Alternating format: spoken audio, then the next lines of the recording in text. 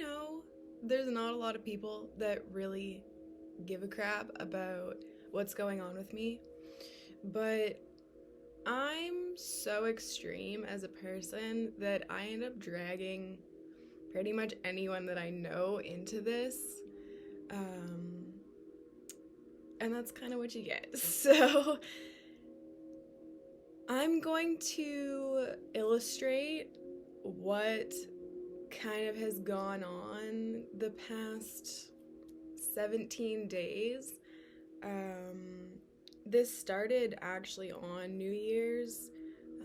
I was with a friend, safe, in her home, and I could feel something inside of me, like pounding, telling me that something was coming. And you have to understand the entire story in order to understand even just a fraction of me.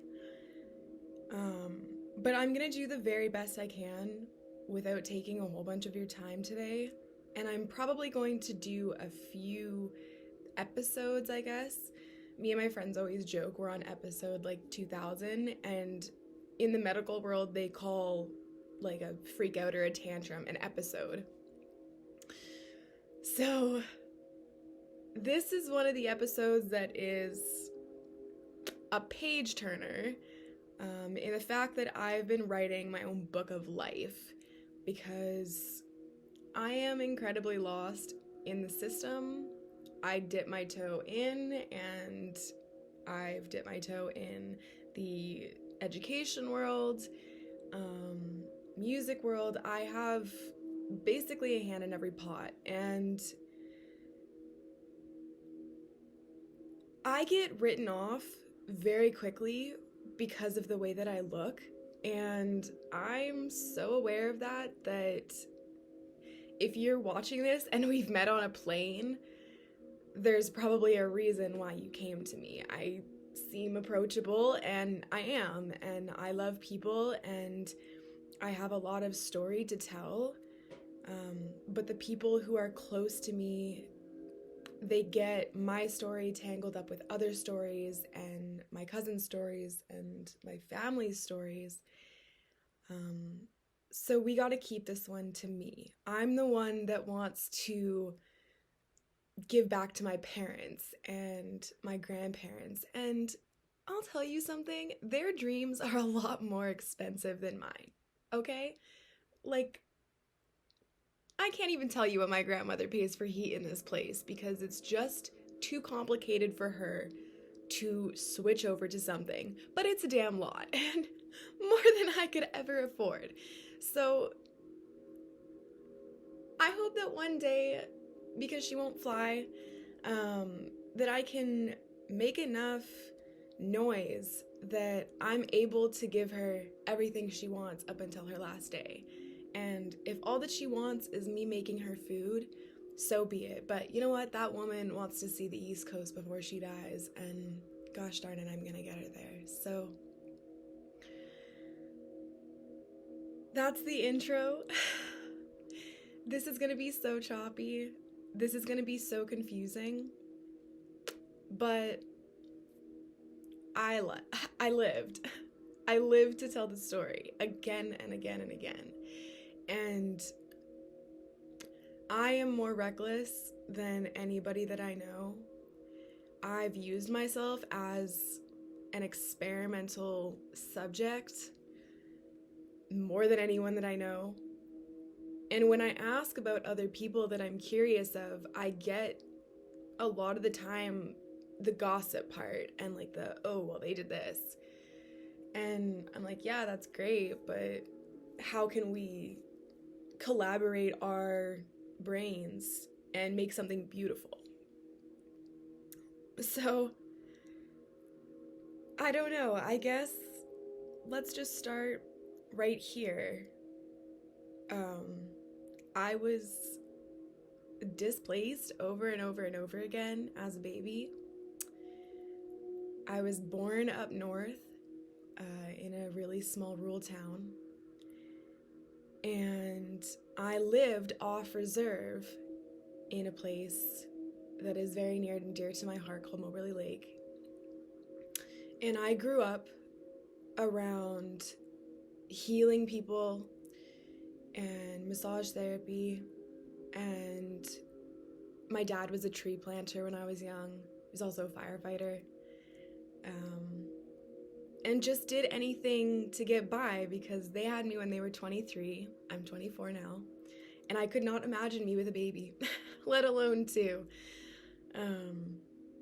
And so I owe all this to my parents and to my family and to the village that raised me, because I was indeed raised by a village,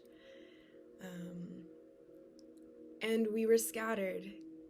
And when you look at my skin, obviously you see white. And I think that's a lot of the problem, is that I seen white for a really long time, but I knew that I was red on the inside. And so what I mean by that is that we all bleed red, but we're all from somewhere. And we've been evolving as a species and as culture and as families and having our own families and sectioning off and moving, that we're all native to some land. And I'm not sure where I came from, because when my grandmother's grandmother was married off, she's not white. And it's very hard to talk about, because I don't have all the information, and when I have reactions to it, people don't understand why some white girl is running around in a coat made of fur and embroidery and beading, and I have moccasins, and they look at me like some rich girl.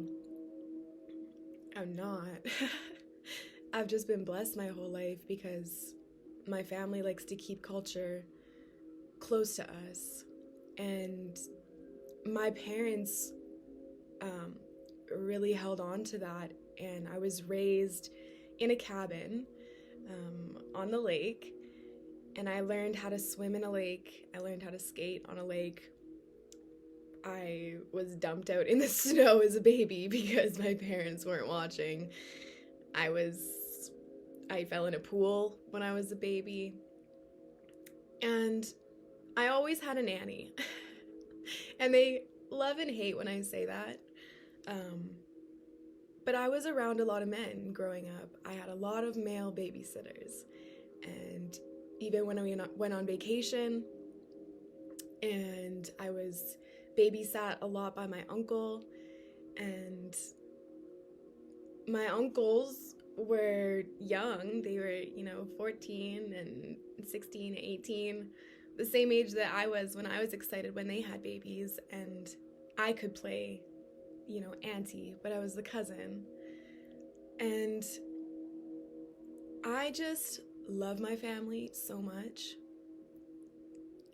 And this is why I do what I do. And at the same time, I am the princess.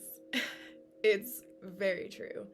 I am completely spoiled and allowed to make my own decisions and be loved where I feel loved. But I was getting farther and farther away from what I really needed. And we all know that what I need is to be well. And stability is one of the main things that is important in getting well. Stability and not being in isolation. Understanding that you're not alone. I live alone. I've only lived alone, or with a boyfriend, or running around on my own, or I run to my grandparents and stay there, or I run to a friend's house, but I've been the runaway child. That's my label. I was never, the drunk cousin or, sitting around doing drugs. I was the runaway. I've been running away since as early as I can remember. And I wouldn't go far as a kid. I would just go to the park and play on the swings at 11 at night because I knew that I was safe, and the only thing that could get me was a cougar or a bear. And those things didn't scare me. They don't scare me because I'm a bear. And as I got older, I ran farther and farther and farther as things got more twisted. And I realized that all of my trauma was moving me forward, as well as my bloodline and my DNA. All of this moves me forward, but the things that have been downloaded on my brain get me pulled another way. So stories that I've been told move me forward in life, but being sat in front of a TV as a digital pacifier, given technology, and sitting in my room, isolating myself at a super, super young age. Like, I think I had my first, when I was 6, we moved away from here. That was the first time that I really understood what moving was. I had already lived out west. I had been brought back, and at 6 years old, I was taken back out. And I was given my dad's, oh God, he's gonna get so, what the heck is it called? Like a cassette player with headphones. And I listened to Ozzy Osbourne and this Christian rock DC Talk rap band. And I just listened to those over and over for like the 5 days that it took us to get out. And I would be drumming on the back of the seat and playing air guitar, and my sister would be screaming at me like, she's so annoying, and we'd have to build up like a pillow, whatever we had in the car to separate us because I was so bouncy and kicking the seat, and she just wanted to relax. And I was the most annoying, extreme, scary, just wild child of a sister. And my baby sister had to go through not only all of that, but all of her life as well. So as an older sibling, I became more and more protective of my story, and she is my story. She's the love of my life, and I'm not talking about anybody except myself and the people that identify with this story. This is for you, okay? So there is no best friend forever. There is no brother, sister. We're all one to me because that's how I grew up. And a lot of my friends out west were also displaced because our town is full of cocaine, and it's everywhere. We know this. It just is. And I didn't know people still did cocaine until I grew up. And when you haven't done or haven't been exposed to those drugs or smoking or any of these things, and you finally get to the age where you're like, well, yeah, let's try this, and all of your friends have already been doing it, the likelihood that you're doing too much for your new brain is very high. And that's pretty much what happened to me. I was unsupervised, and we all know I took a crap load of edibles with a friend of mine, and I went completely insane, and burned my brain cells off. And unfortunately, I was never able to gather my thoughts enough to find her and speak with her about what was really going on. And that's on me to fix. And that's not on these people to hold on to the story that they have with me and say, well, she did this to me and this is the way that I am now because of it. That's not taking responsibility for your life. That's allowing somebody else to intervene and be an influence. I've talked before about some people are guides and some people are life lessons. And if you mix these and sleep with these people, or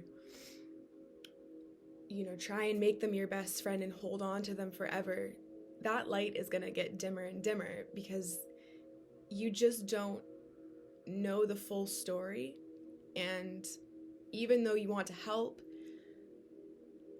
some people are just too extreme for the help that you're offering. And I have been beyond blessed in my life with the people that I have. I would not be alive today had I not have the friends that I have currently.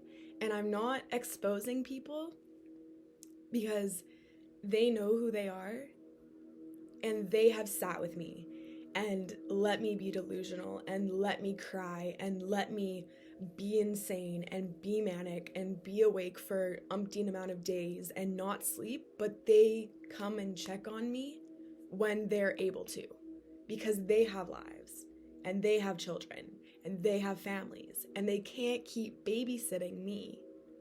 I have to babysit me. But I have a brain type that is extremely extreme because I have a very special bloodline, and I get afraid to talk about it because the stories that I heard from my grandma was a lot of don't tell anybody. Both my grandmas, don't tell anybody. My grandma Jewel here never remarried after my grandfather passed away, and she just told me a story last night that she got stuck on a hill just down the road in snow, and she didn't feel comfortable to call or get my grandfather's help because he would have just been sleeping or just in bed. And that's code for being drunk in that day. And she wasn't gonna ask another neighbor for help. She wasn't asking anyone, so she dug herself out. And that's who I was raised by. Tough women, extremely tough women, who just figure it out. And we're at a point in this day and age where we cannot do this alone. It will kill you. It will annihilate you. And it will make you so scary that nobody is able to come for you. This is what's happened to my cousin, who took his life. And this is what's been happening for generations in my family because they don't remember who's underneath.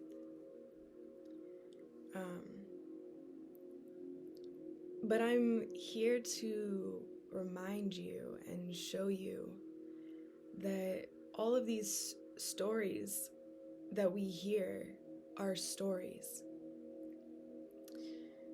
When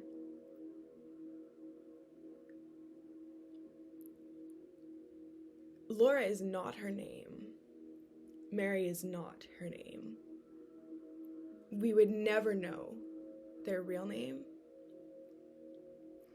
But I have the proof that she lives in me. And I don't need to explain the right terminology. I don't need to say Indigenous or Native or OG or Cree or Norwegian. I don't need to list off who I am. I just need the people that are lost, that have found me, to understand that I'm not trying to be somebody else. I've always been me. I've always tried to get back to me. And when I go and visit the loves of my life, I always go in the forest and we get lost. But as a baby, as babies and as my grandmother was a little girl and all these other things, we get told stories of monsters in the forest. Some people would be more familiar with Wendigo. And there's stories of under the ice, but that's not my people. But you're not to go into the forest alone. You're not to run off alone. Because somebody will take you. And over the years, me and my sister had been blessed. We've been sent to Disneyland, sent to grandparents' house, sent on vacation, allowed our freedom. And we don't even know where we're going. We've been given the compass and all the tools, but we don't have the new age understanding of what to do with all this information. So as I sat as a child and downloaded Disney on my head, and images on Tumblr and images on Twitter and Instagram and get on Facebook, all these things have been downloaded onto our brain, but our blood is still the same and our bones are still the same. And I forget all the time we're supposed to tap out of the body, come back into reality. But they want to medicate people like me and medicate people like my cousin. And the reason is because we are different and we can be scary because we're protective and we're the oldest. And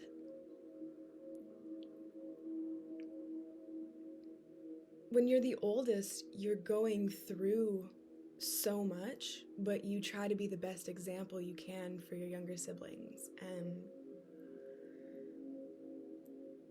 when you're given all the tools in life to create and destroy yourself over and over and over again, and you've got people feeding you information about yourself or about your friends or about rumors or about where you're going in life or what you're taking or how you look, you're gonna get lost. I have an addictive personality because I love to learn. And those things got trampled because I was learning in a school that made me straight and made me listen. And I did crazy things in elementary school. I started a riot. I started a Go Green Club. I made everybody sign my freaking petition to not cut down the trees that were apparently already dead, and I bawled my eyes out. I pulled their fire alarm, evacuated the entire school. What else did I do? I don't know. But I seen, and I listened, and I responded accordingly. And there's a lot of bad people in that town, and a lot of people that don't listen, and a lot of bad things that happen to me and my friends. And the only way that we can ever get through it is by telling the story so it doesn't happen to our children and to our loved ones.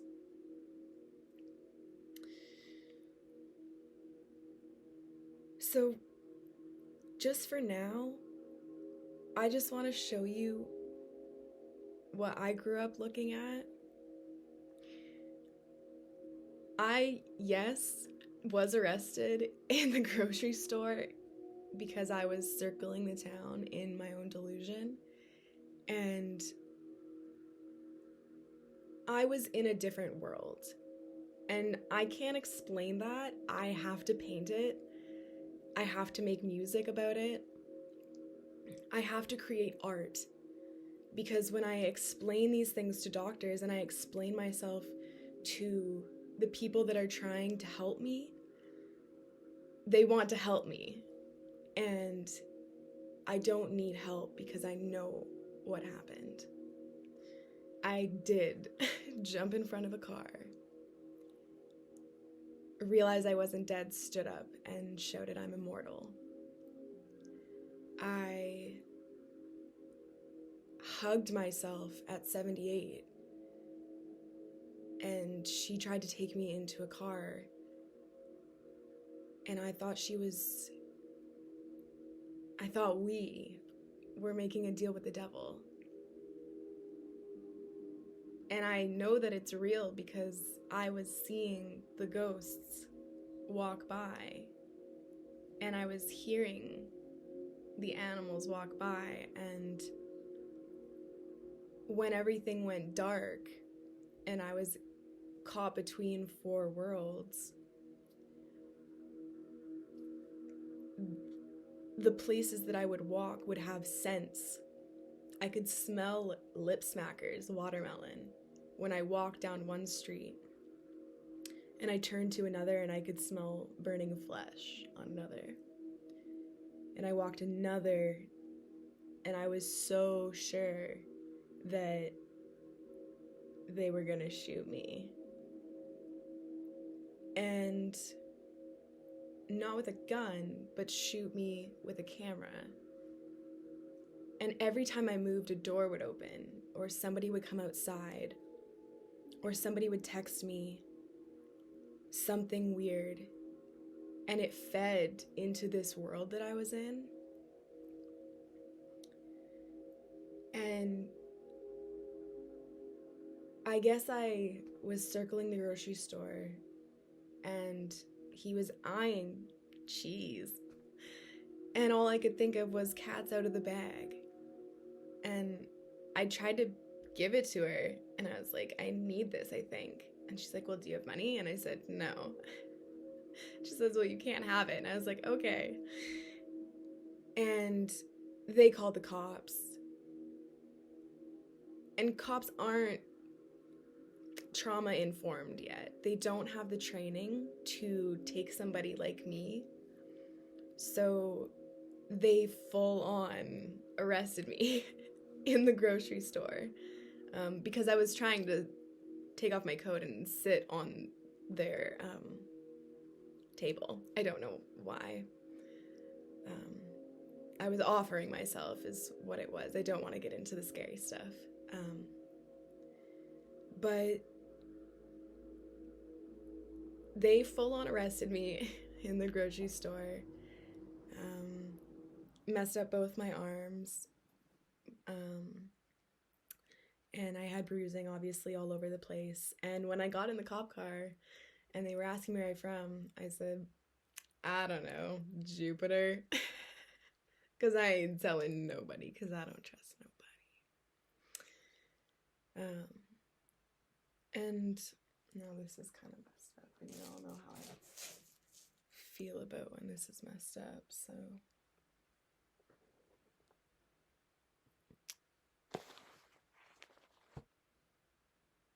It's telling me no internet connection. Whatever. We're almost done with this story anyways. But before that, I was basically mind controlled by whatever was on TV.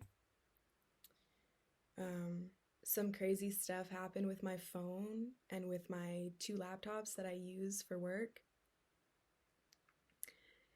And anyone I texted, it was all adding up. So if you got a text from me saying, "Have you seen Poetic Justice?" I literally thought I was in a game show and I did not know how to ask for help. They were trying to get me to end my life, and I thought that I could trick them. And I think I took 9 of my medications that are antipsychotics, and I laid on my couch and I said, if I'm meant to die, so be it, but I ain't going anywhere. And I put some in a bottle because that was the other handful I had, and I didn't want them to know I didn't take it. And I left it by the door, and my best friend had to go in and check on that. And I can't be any more sorry that this is it, but this is just my life. It's my adventure, and y'all the characters in it. But now I'm back at square one again, on land that I know is home, but I know her home is farther south and higher north. And I heard a story of my grandfather, after the Navy, was found walking on a train track and brought back by the cops.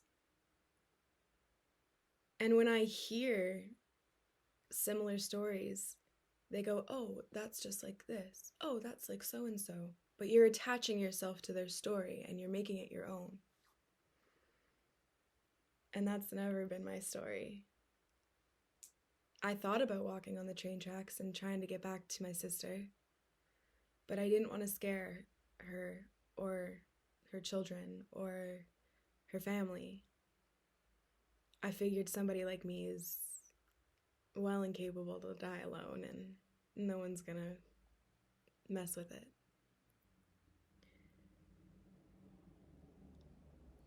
I'm very fortunate to have both my parents in my life still, and it's taken us some time to understand where I'm coming from and where I've been.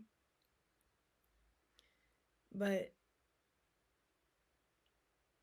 this is all just a big joke to a lot of people. I'm living the reality and you guys are watching it. And some people think it's funny, and some people think that I'm insane. But at the end of the day, I just scratch and claw to get to who's me on the inside. And I'm surrounded by me. When I was a little girl, I wanted to be like Lucille Ball. On this one, it says, America's Comedy Queen. I wanted to be funny. I wanted to be just like her. I still need a tattoo of her, I would love. When I was in school, I did a portrait of her, and I absolutely hated it because I'm very hard on myself. But Lucille Ball, I love Lucy. I wanted that. I wanted that forever. But she's not real either. She's immortal. Just like Lil Wayne.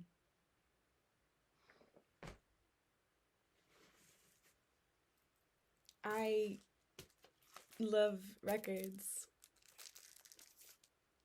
And I can't even say this name. But it's no, I'm not gonna say it. The composer that does the Nutcracker and waltzes from Sleeping Beauty and these things. This is what I fill my head with. And as a little kid in school, we were building these. Because this is where I come from. And it'll always be a part of me. But I was born different. Because I'm pretty white. But these are my baby dolls.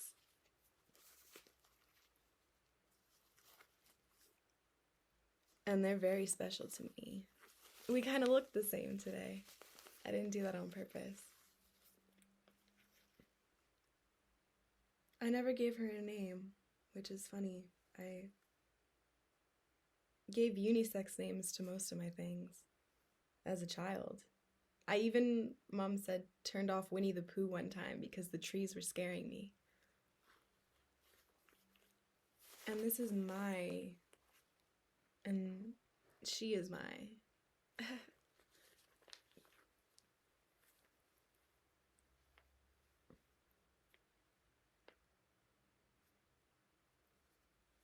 And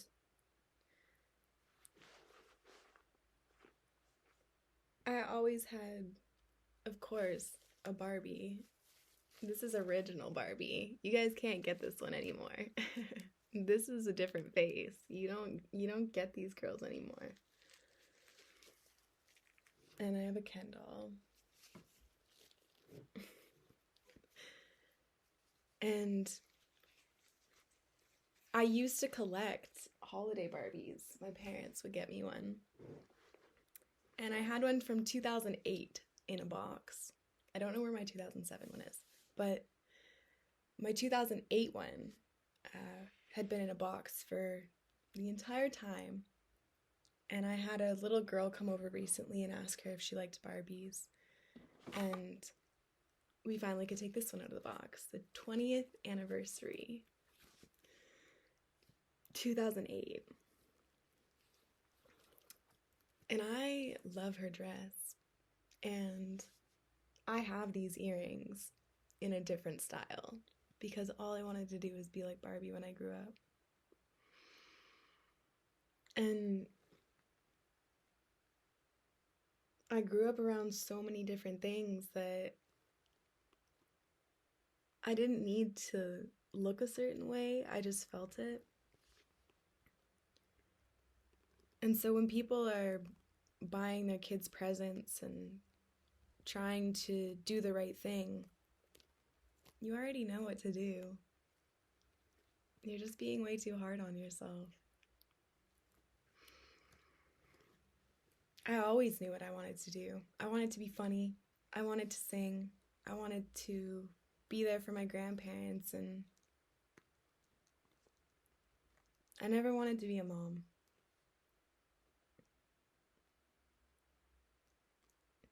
Because I had a really intense upbringing. And currently I'm figuring out how to be normal.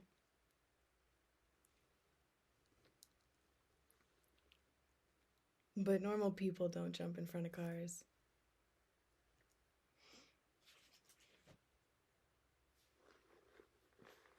Normal people don't get sent to prison. Normal people don't talk to people the way that I do. And when I was in that cell, first of all, I thought I was on Big Mouth. And then I thought I was Elaine on Seinfeld. And I couldn't talk, so I became the deaf interpreter for the movie Brother Bear. Because something happened to my family and nobody wanted to fess up. So everyone got to watch me eat crayons and squish apples into a toilet and throw things at a wall, going apeshit.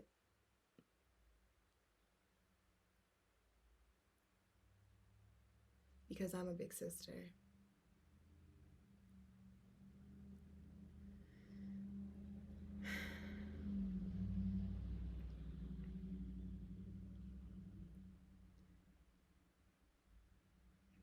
I'm the big sister.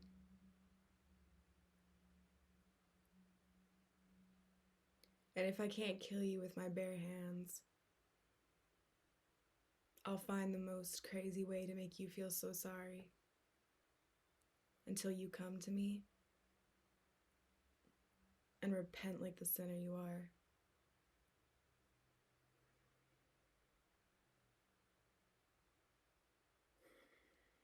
It took a long time for people to come around and understand that.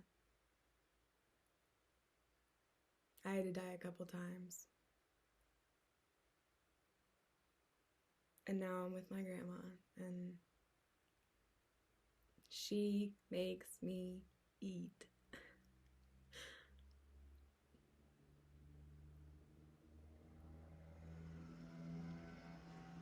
I was never into drugs or drinking. I was pretty. I'm the princess. You're the golden child. You're Taylor Swift.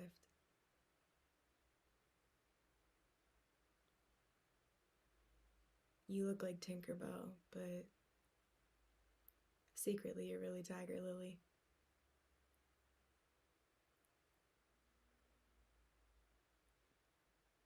When I was little, when I was 4, I burned myself on a sparkler, and one of my favorite uncles scooped me up. Said, well, what the heck you doing that for? And gave it a kiss on the finger. I never like to be touched or have somebody come close to me. Abstinence is what sick people do when they feel like they don't deserve love. And maybe I'll forever be the artist, but David Bowie said you have to be delusional to be the artist. Baby, I'm all in between. That same uncle came for my mom for her birthday, which is super special, and my mom's got it all set up that you can look through their old stuff, and he did a lot of bad stuff when he was younger too. But it's all just for show. How dope is that? Cologne.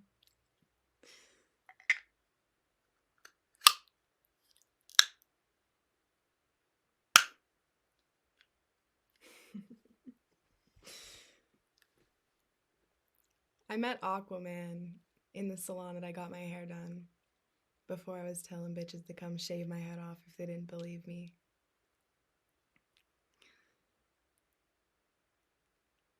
The real ones come for you, and that's supposed to be your parents, but the smart ones know to stay away. Wait for you to figure it out. Get better. Come back on a nicer day.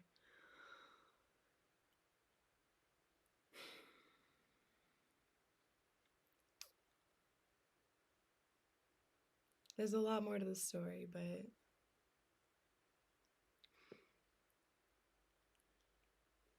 I can't explain all that just face to face. So I'm gonna be here and there, but I gotta focus on my art right now. And if anyone wants to hype that up, that's dope. I'm too scared to look at my phone because I got a lot of messages. And the screen really screws me up, and watching Netflix and um, game shows and smelling different things right now is I'm trying to get back to not smelling the burning flesh and the lip smacker. But I wouldn't be alive without y'all. And you know, my cousin did a lot of stuff, but he didn't know how to do the proper help. And he was as early exposed as you can possibly get. So don't be so hard on the generations that are older than you. But try to be so gentle to the ones that came after. Because my parents used to be the bad kids. My mom used to be the one kicking in her boyfriend's door when he was getting crazy. But I never wanted to be like that, so I just got crazy. And I lost the love of my life because of it. And I ain't scared to say that on camera. Because he knows who he is, and I ain't ever getting him back. And I don't want him back. I just need him to know that I'm sorry. And one of these days, I'm gonna pay you back for all the shit that I put you through. And if I gotta do it on camera, make a fool of myself, I don't care. Y'all watching.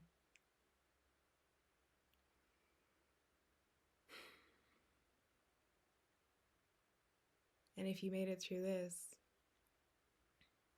I think I got you for life. My name is Justus. I have an eating disorder. If you give me alcohol, I will drink it like water.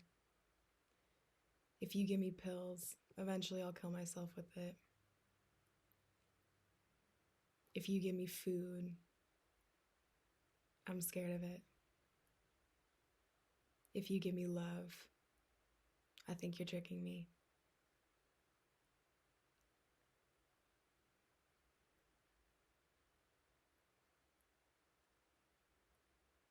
And if you don't listen, at least learn. And I'm so proud of all the people that don't take my bullshit and tell me you need help, you need a meeting. But just remember to text somebody else. Because I'm in my condo dying. And nobody comes for the girl that cried wolf. Because I'm the fucking shapeshifter. I'm the internet alien. I'm Brittany, bitch. And I will come for you.